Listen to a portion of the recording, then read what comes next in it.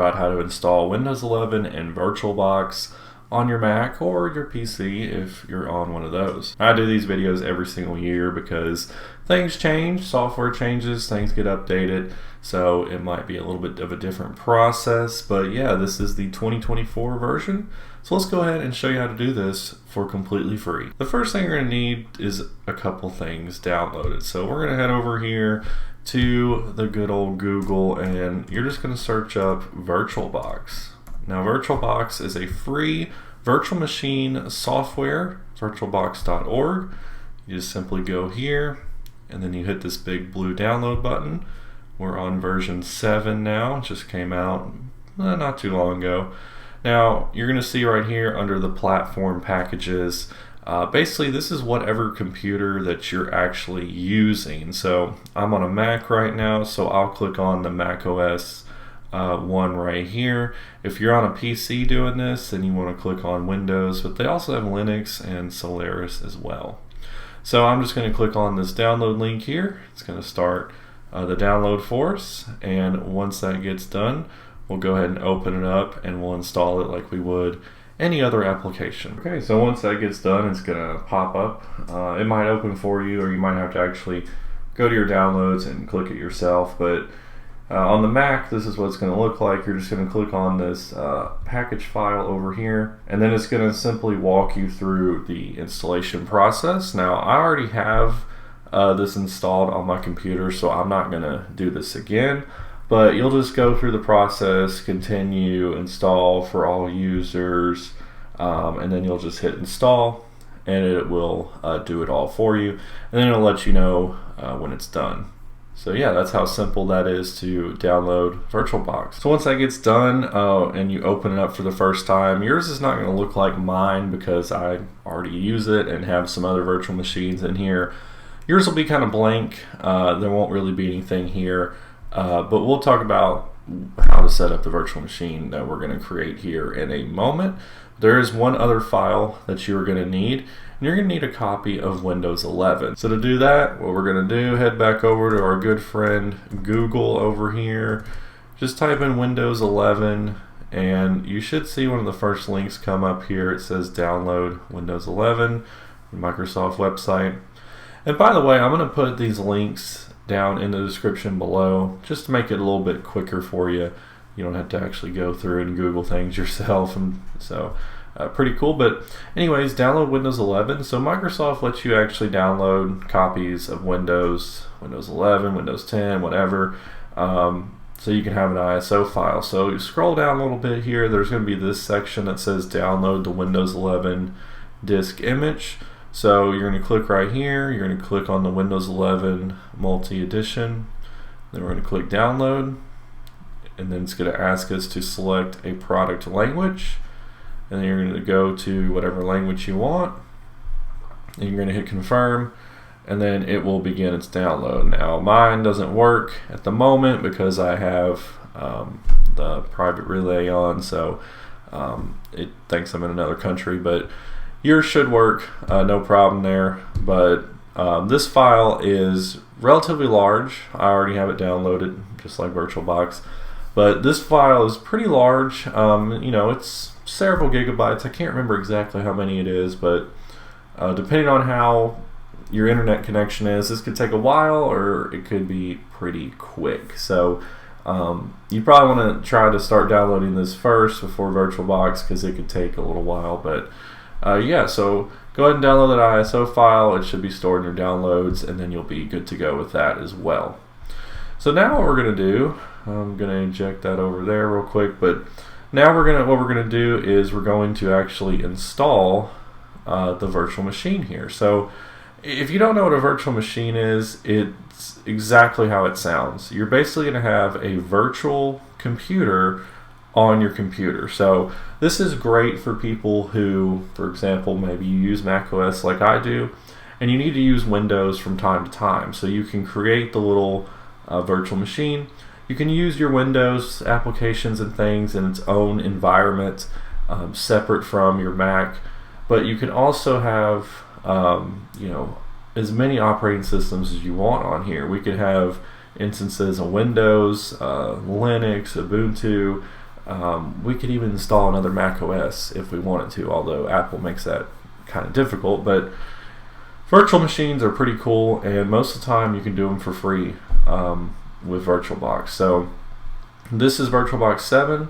So what we're going to do, we're going to click on this new button. It's going to pop up this window right here. So the name is what we just saw over here on my left hand side. So if you're going to have a lot of virtual machines, you might want very specific names for them. Maybe you're using them for different purposes or whatever. For me, I just type the operating system, and that basically helps me know exactly what it is. So Windows 11, as you can see. Now this right here, this folder, by default, this is where all of your virtual machine files for this machine are going to be stored. Default on the Mac, it is in your home folder in a VirtualBox VMs folder. I think it's a good place to leave it. I do have some videos about how you can install this on an external drive or move it to an external drive, so be sure to check those out on the channel. Anyways, you can see it's already recognized that we're on Windows and Windows 11 64-bit. I just leave all this stuff the same, like I said already. Now you could go ahead and do the ISO right now, but most of the time it doesn't work when I do that, and you can also do this expert mode, which does not work for me either. So I just hit next, and it kind of walks you through the process. Now Windows 11 has a lot of very specific hardware requirements. If you've looked at one of my previous videos was how to bypass the Windows 11. There were some different things, some different kind of locks and stuff you had to go by. The new version of VirtualBox though has got all that stuff built in to where it does work, so you shouldn't have to do any of that kind of stuff. However, you can see that they preset minimum system requirements. So it is noted that your computer that you're doing this on, it needs to be relatively decent, because you can see that bare minimum we need 4 gigabytes of RAM, and we also need at least 2 CPU cores. So this computer is a quad core and it has 16 gigs of RAM, so we should be okay with that. Also, you need to make sure this box is checked. Enable the EFI Special OS is only. Windows 11 is one of those. So bare minimum, you need to make sure that you have these specifications. You can bump this up if you want to. It might slow down things on your host machine here, but the good news is these settings can be adjusted after the fact, so you can kind of play around with them later and just see how things go.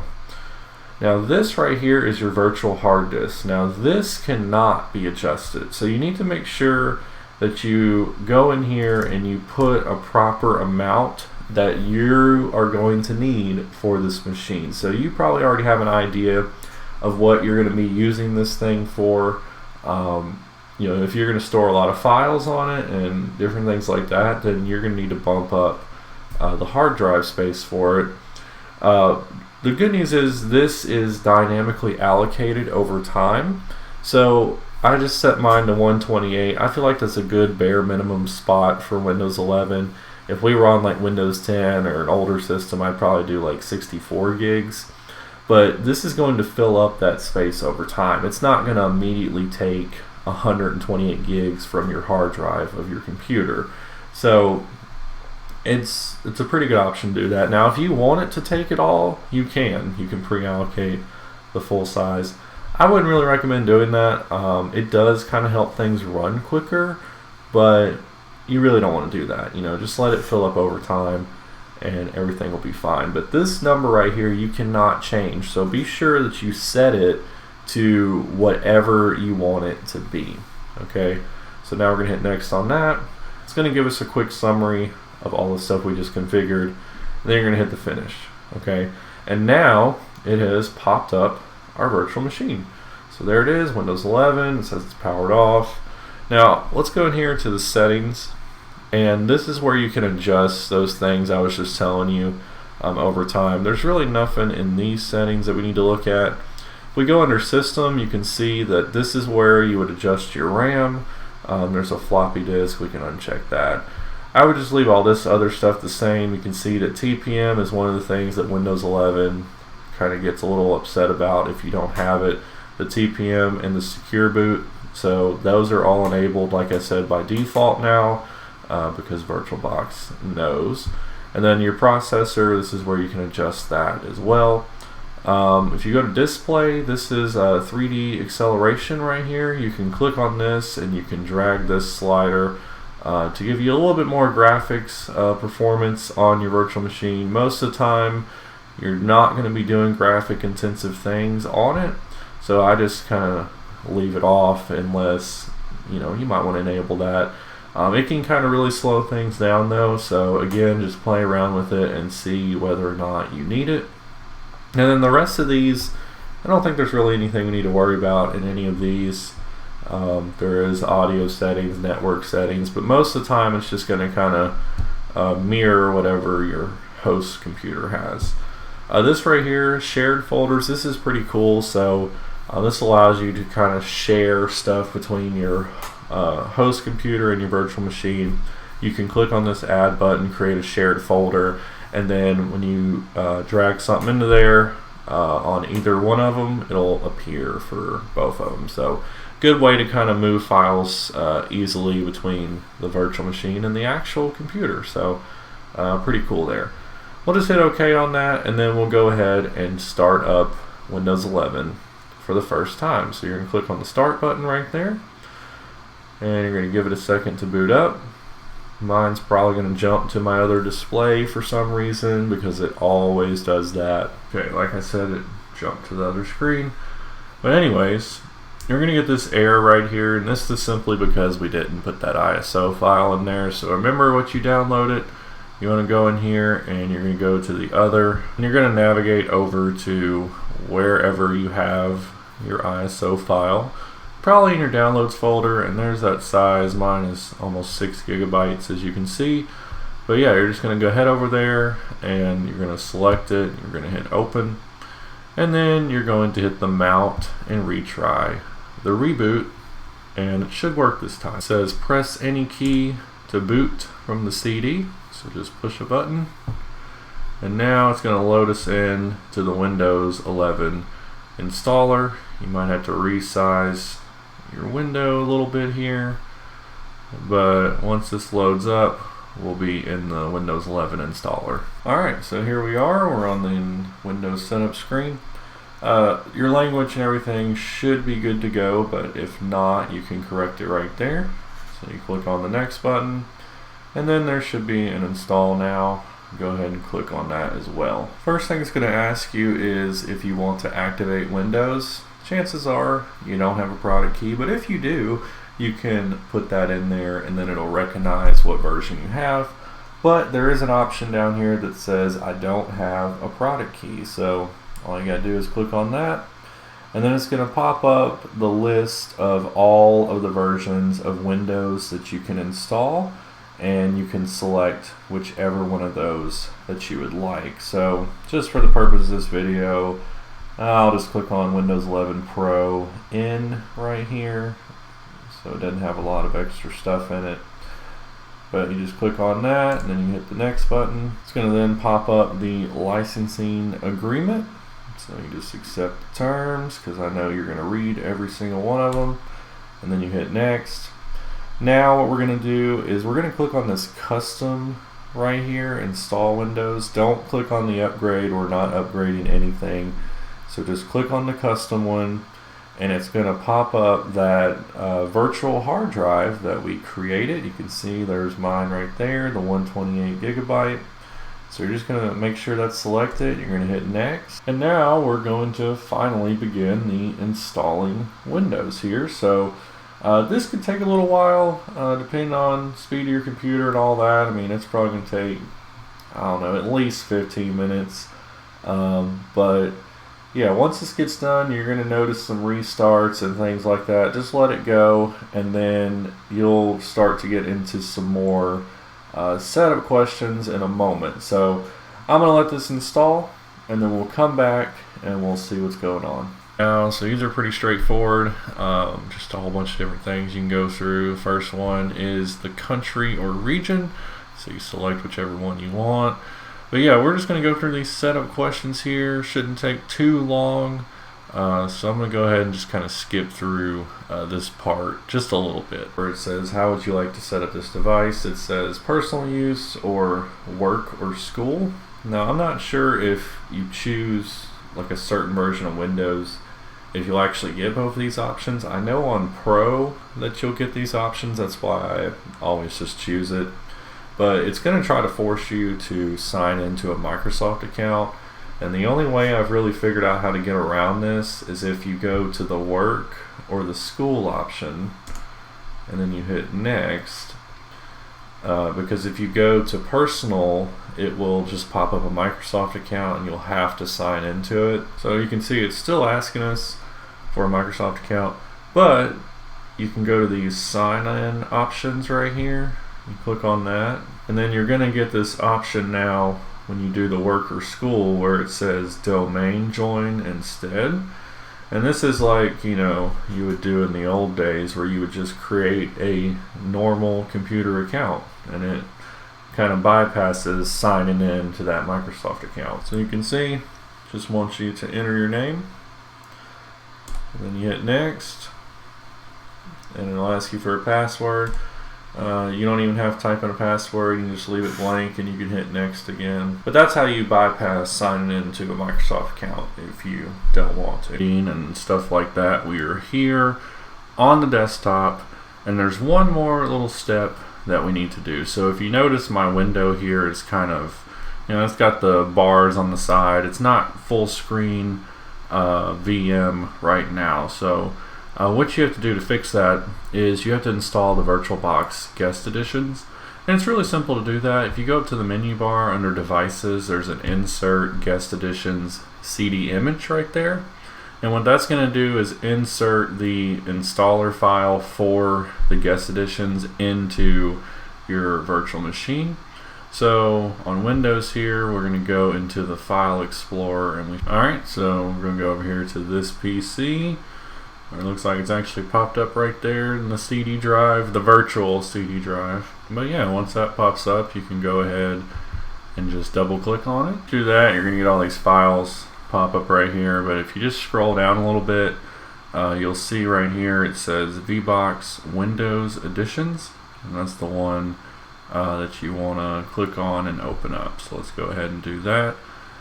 Just double click it, and what that's going to do is open up the installer for these guest editions. And now you're just going to go through this like you would any installer.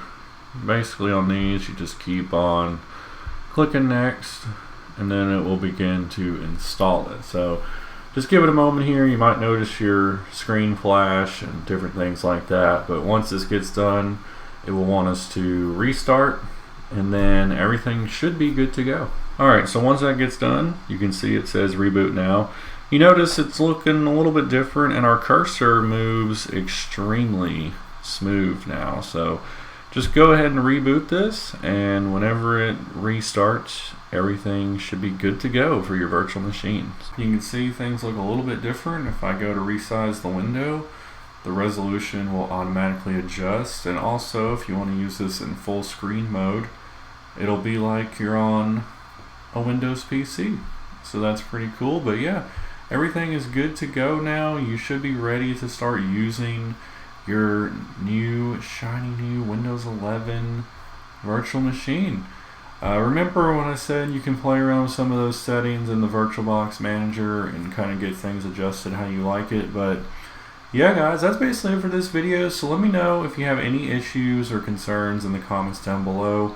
Leave them down there, I'll try to get to you, and we can see if we can resolve it or not. But anyways guys, that's all I got for you today. Be sure to check out the channel for some of my other VirtualBox videos. I got videos that show you how to hook up things like your microphone or a USB drive and different stuff like that to this virtual machine. You can even make it to where your webcam works and stuff like that. So check out those videos. But anyways guys, that's all I got for you today.